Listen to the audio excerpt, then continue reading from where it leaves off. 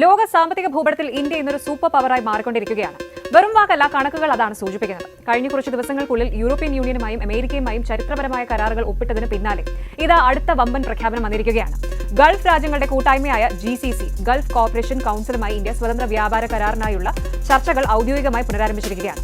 ഇത് വെറും ഒരു ഉടമ്പടിയല്ല, $179 ബില്യൺ നിലവിലെ വ്യാപാരത്തെ പുതിയ ഉയരങ്ങളിലേക്ക് എത്തിക്കാനുള്ള ഭാരതത്തിന്റെ ഒരു പവർ മൂവ് തന്നെയാണ്. മദർ ഓഫ് ഡീൽസ് എന്നും ഫാദർ ഓഫ് ഡീൽസ് എന്നും ഒക്കെ വിശേഷിപ്പിക്കപ്പെട്ട EU ഇന്ത്യ US ഇന്ത്യ വ്യാപാര കരാറുകൾക്ക് പിന്നാലെ വരുന്ന ഈ ഡീൽ ഇന്ത്യയുടെ സാമ്പത്തിക വളർച്ചയിൽ നിർണായകമാകും. ഇനി ഇത് വെറും ഒരു കച്ചവടമല്ല, $179 ബില്യൺ ഒരു സാമ്രാജ്യം കെട്ടിപ്പടുക്കാനുള്ള നീക്കമാണ്. 6 കോടിയിലധികം ജനസംഖ്യ വരുന്ന ഒരു വലിയ വിപണിയാണിത്. ഏകദേശം $2.3 ട്രില്യൺ GDP, ലോകത്തെ 9ാമത്തെ വലിയ സാമ്പത്തിക ശക്തിയാണിത്. ഇനി നിക്ഷേപം 2025 സെപ്റ്റംബർ വരെയുള്ള കണക്കനുസരിച്ച് $31 ബില്യൺ നിക്ഷേപം ഗൾഫിൽ നിന്ന് ഇന്ത്യയിലേക്ക് ഒഴുകിയിട്ടുണ്ട്. Food processing, infrastructure, petro chemicals, IT മേഖലകൾക്ക് ഇത് വൻ ഗുണകരമാകും. രണ്ടാമതായി ഈ കരാർ വരുന്നതോടെ പ്രവാസികൾക്ക് പുതിയ തൊഴിലവസരങ്ങൾ ഉണ്ടാകുമെന്ന് മാത്രമല്ല, വിസ നടപടികളിൽ കൂടുതൽ ഇളവുകൾ ലഭിക്കാനും സാധ്യതയുണ്ട്.